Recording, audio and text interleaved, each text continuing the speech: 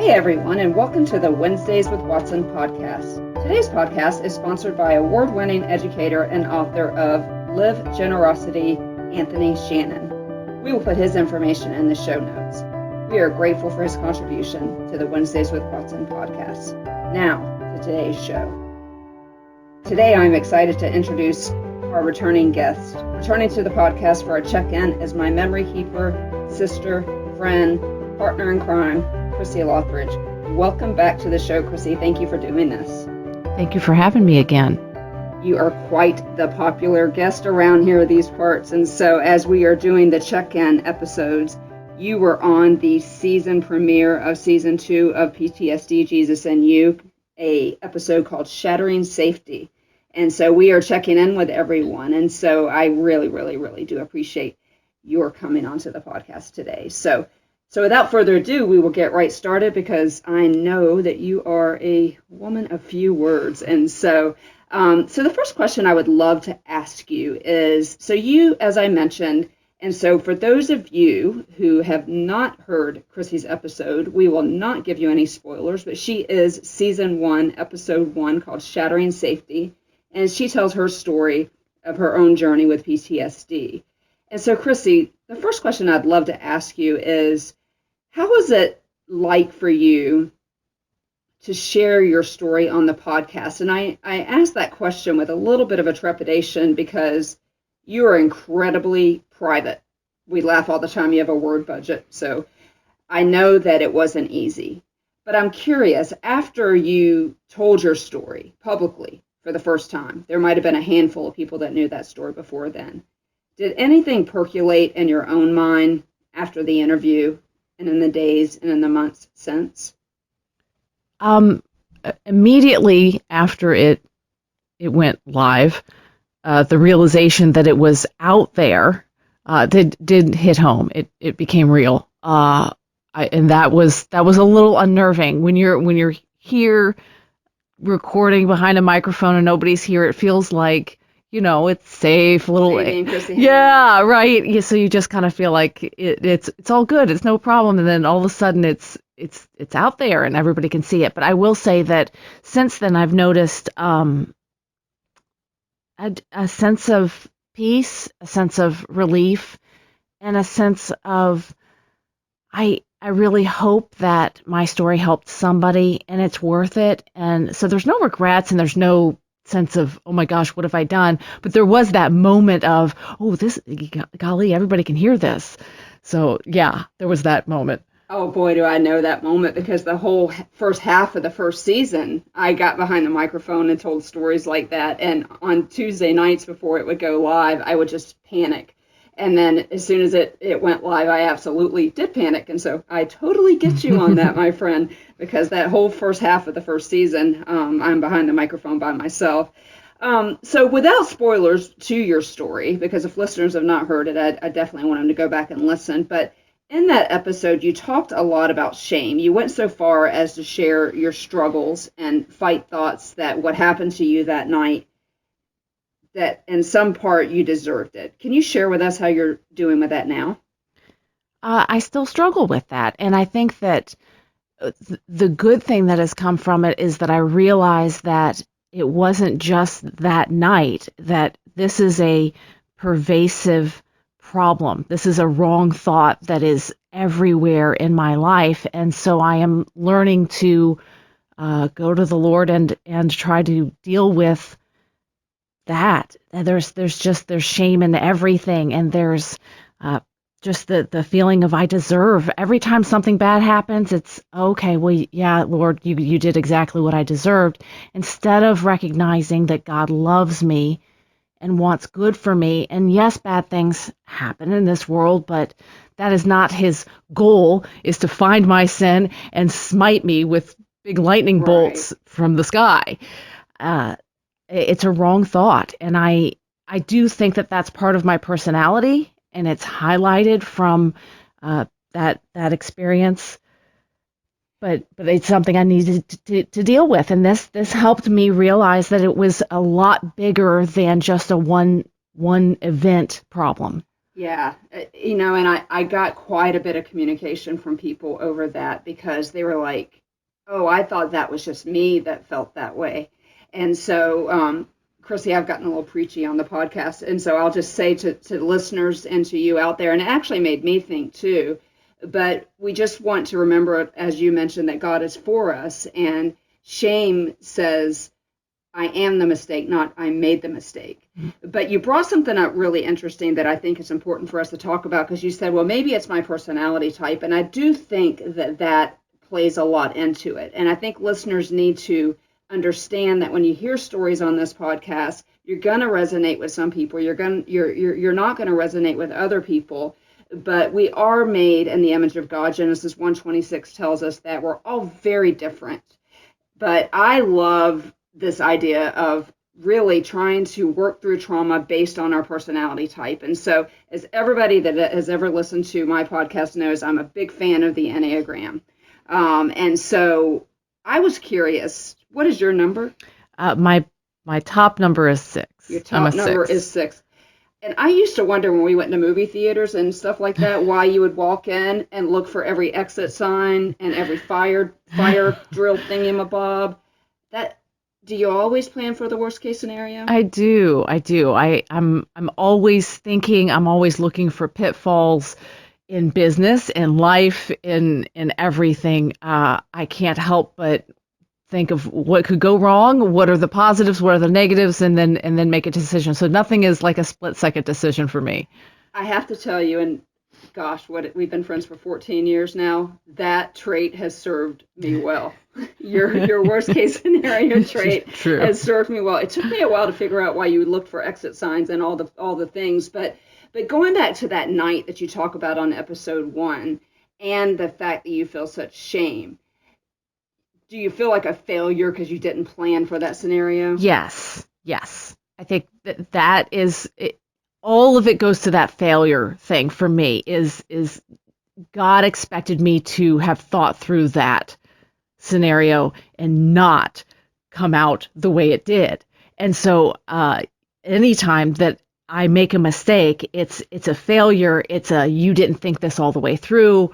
How dare you? You didn't think of the worst case scenario. And again, worst case scenario isn't necessarily like a nuclear bomb went off. It's more that the thing I didn't anticipate happened. And then that means I failed. And what else am I not anticipating? Yeah. So there's no safety. There's no stability. As soon as one of the many paths that I've played out in my head isn't one of the paths that God puts in front of us, or that Satan befalls us with. Yeah. And so, I spend a lot of my time, I don't want to say that I live in regrets, but it's in this place of, could I have done better? What could I have done better? Why did I make that mistake?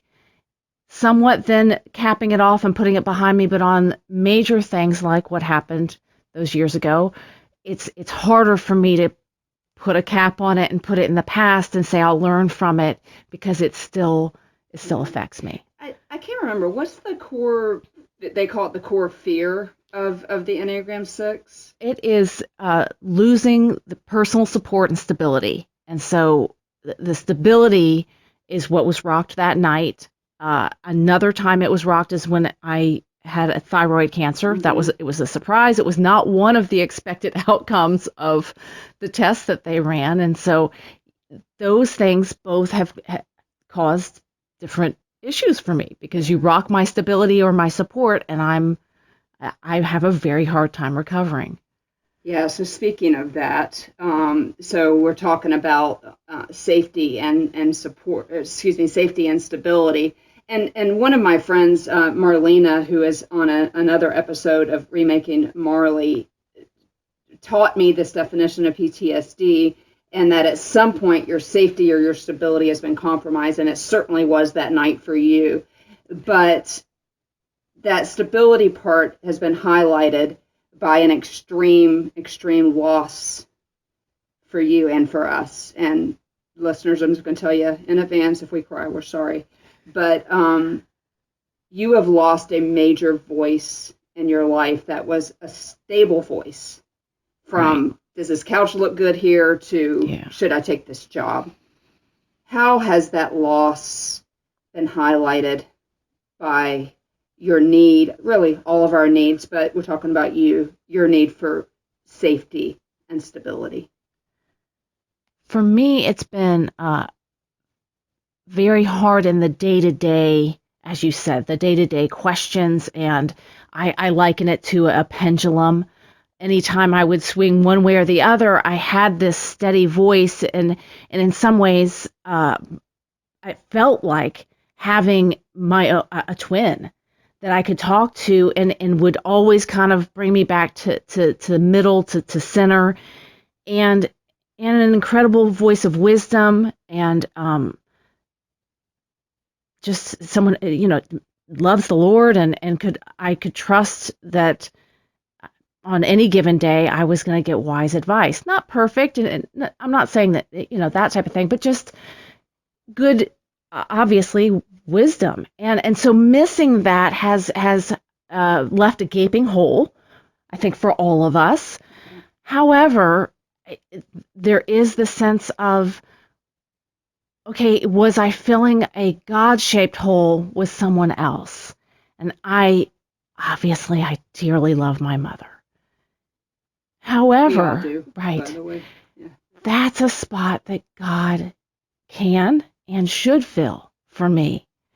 And so I'm working my way through that. He's not here. He's here, but he's not here. And mom was a lot easier to talk to, right? She right, spoke up for that. Right. Those things are helpful.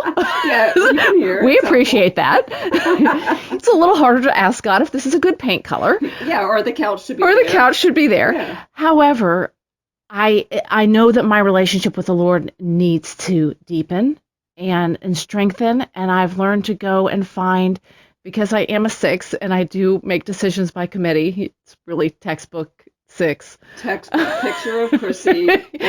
Right 6. There.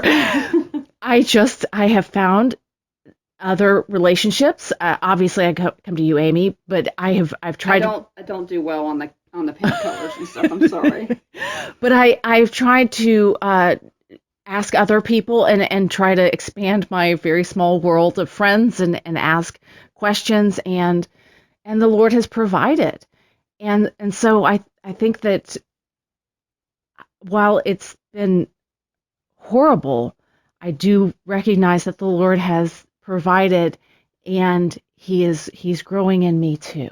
Yeah, and I can see that, and like I said, my podcast has become preachy, but I can see that growth, but that stability in your life just did all the things. And so for listeners out there, the loss of that stability in your life, the loss of that voice in your life with PTSD gets highlighted.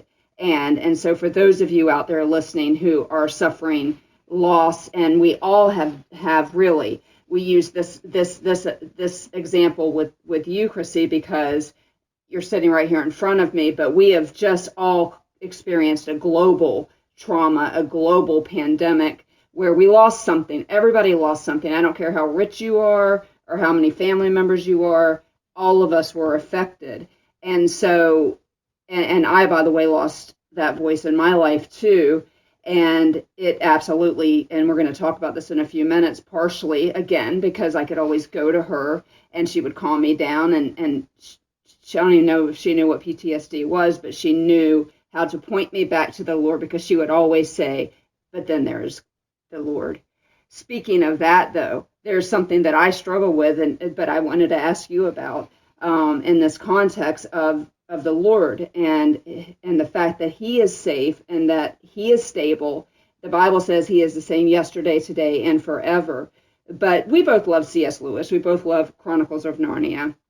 There's a quote from C.S. Lewis, and the quote is, "We are all between the paws of the true Aslan." And I got to tell you, it didn't feel like I was in the paws of the true Aslan when I was 7 or when I was 35, from my first trauma memory to my last trauma memory. I'm sure it didn't feel like you were between the paws of the true Aslan And for those listeners out there, that is symbolic for Christ. Can you talk to me a little bit about that? Because is God safe and stable? And what's it like to be between the paws of the true Aslan?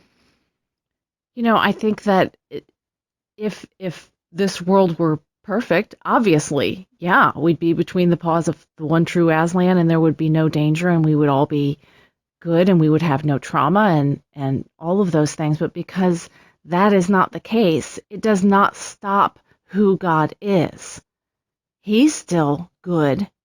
He's still just and perfect and holy and all of those things, and he is our protector.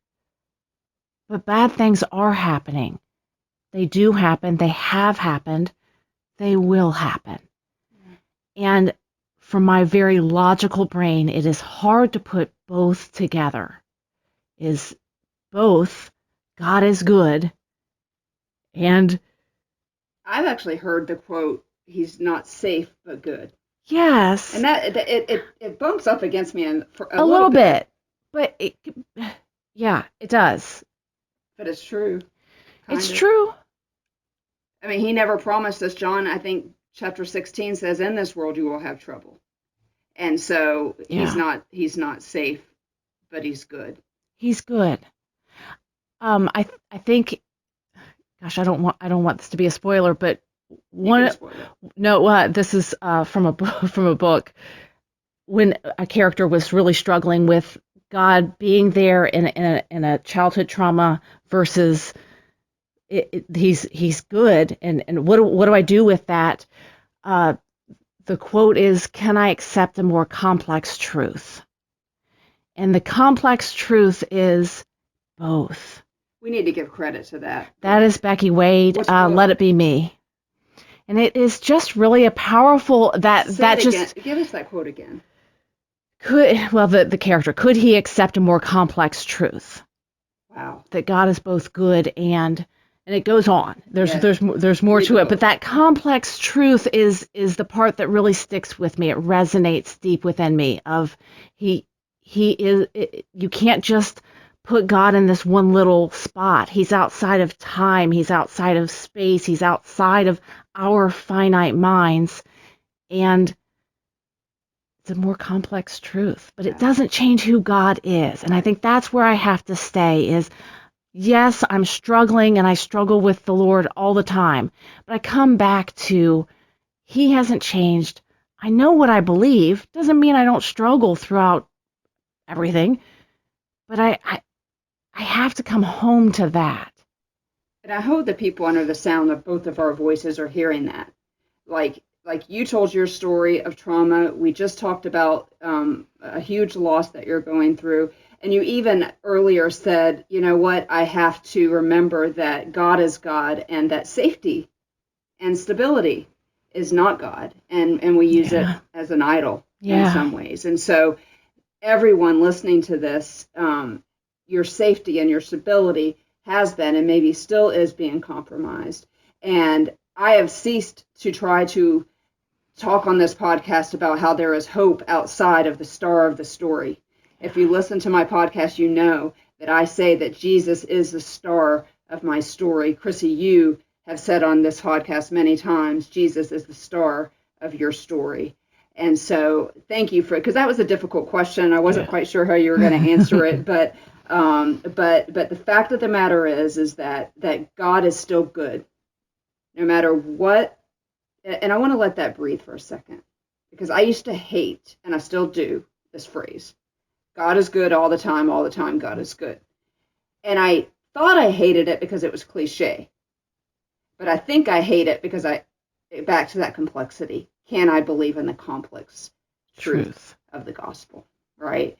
And so with that being said, I want to encourage people out there, because we mentioned the pandemic. I want to encourage the people that are out there that are still struggling with all of this. But I can promise you that if you can reach out to me or reach out to somebody you trust, if you don't know Jesus as the star of your story, the way to get to where you can live with this lack of safety and this lack of security is only with the one who will never change, yesterday, today, and forever, always the same. And so that's my little mini sermon. So as we come to a close, people would kill me if I didn't ask you this next question. One of the best feedback that I get, and the most frequent feedback I get, is how helpful the Memory Keeper episodes are in season 1. We spent an hour and a half, 3 episodes, where you come onto the podcast and give your perspective of what it's like to walk with somebody with complex post-traumatic stress disorder. That would be me. And that the genesis of that was you came to me after my first few podcasts and said, Amy, that's not the way it really happened. And so many people have come to me. And so I would be remiss if I didn't ask you this. Because of those many people that come and tell me how helpful it is when you come on and tell that side of the story, how you do life. And I don't do life any closely with anybody else on this planet than you. You are my family, you're my sister, you're my friend, you're my business partner. And I really don't know how you're going to answer this question. But for those people that want to know what's it like to walk with somebody with a level of trauma that Amy has, can you share a little bit of your observations of how the last 15 months, which is the pandemic, has affected me? All of its fallout. You can give us the good, the bad, the ugly. Remember, people like me, though. We want them to keep liking me. And I'm just kidding when I say that. But can you help loved ones understand what you have observed over the past 15 months from me? I think one of the main things that I have noticed is that you will be like really okay.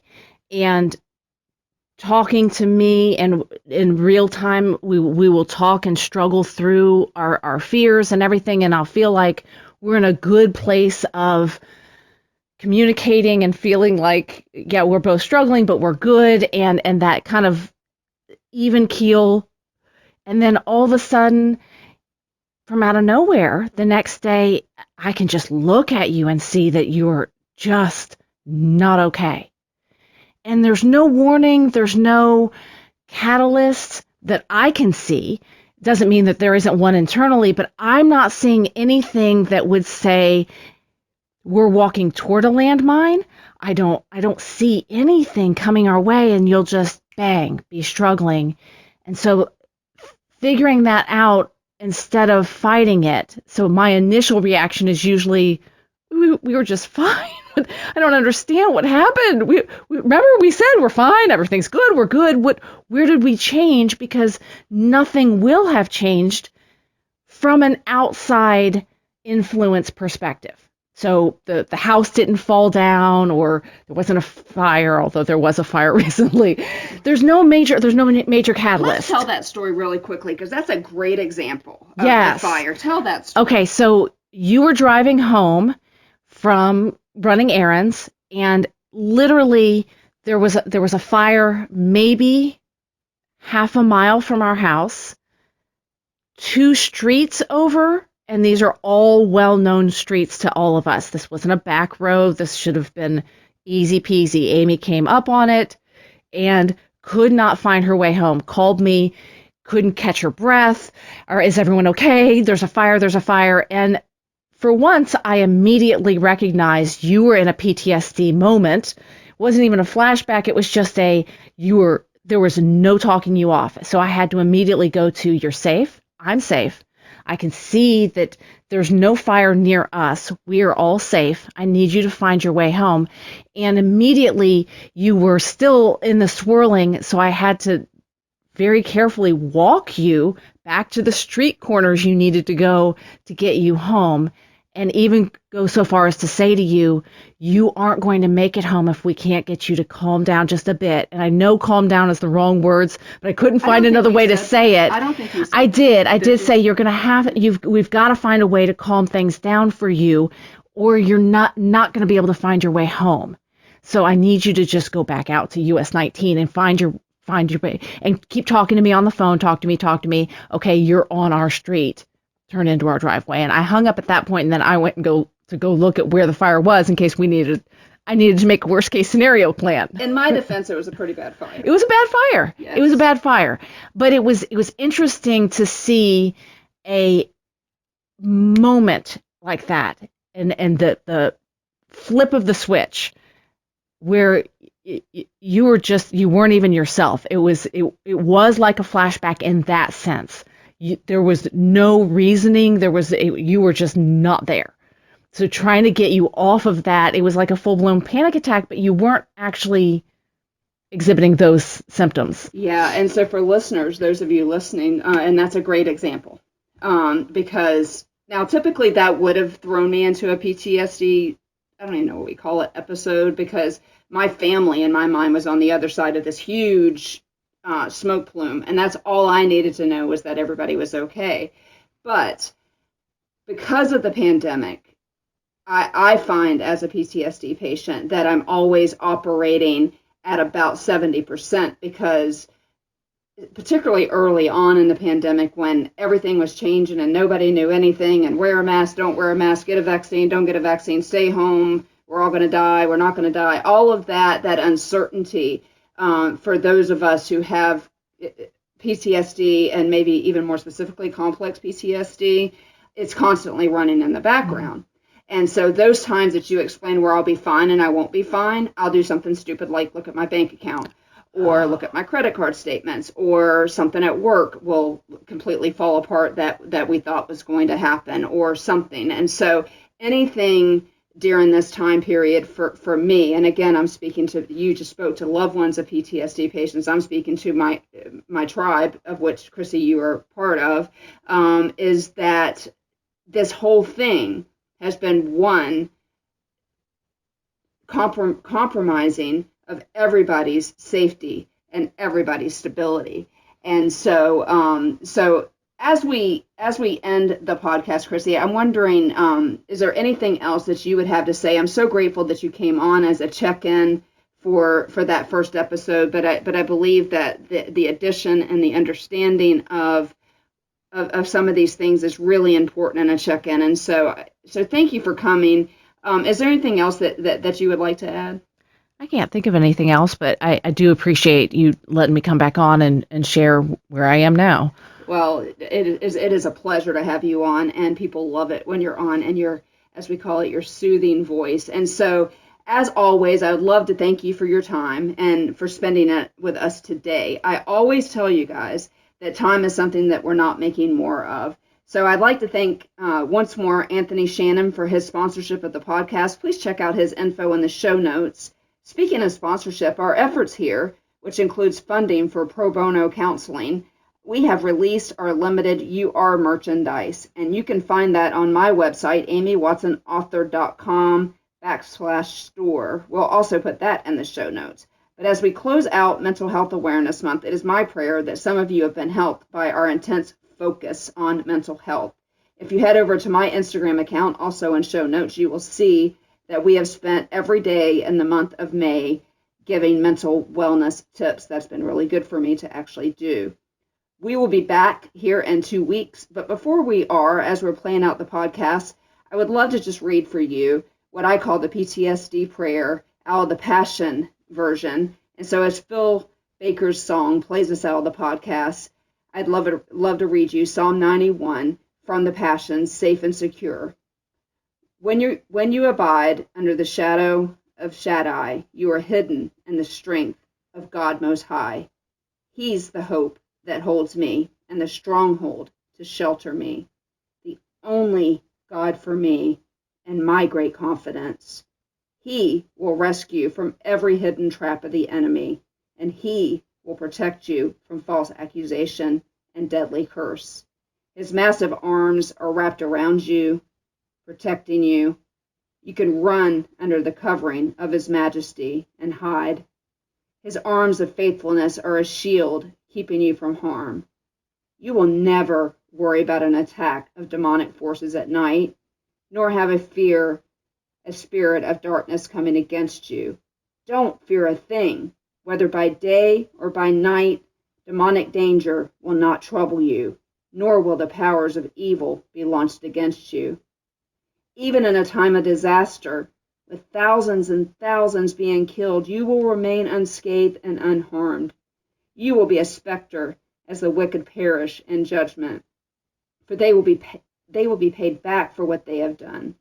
When we live our lives within the shadow of God Most High, our secret hiding place, we will always be shielded from harm. How then could evil prevail against us or disease infect us? God sends angels with special orders to protect you wherever you go, defending you from all harm.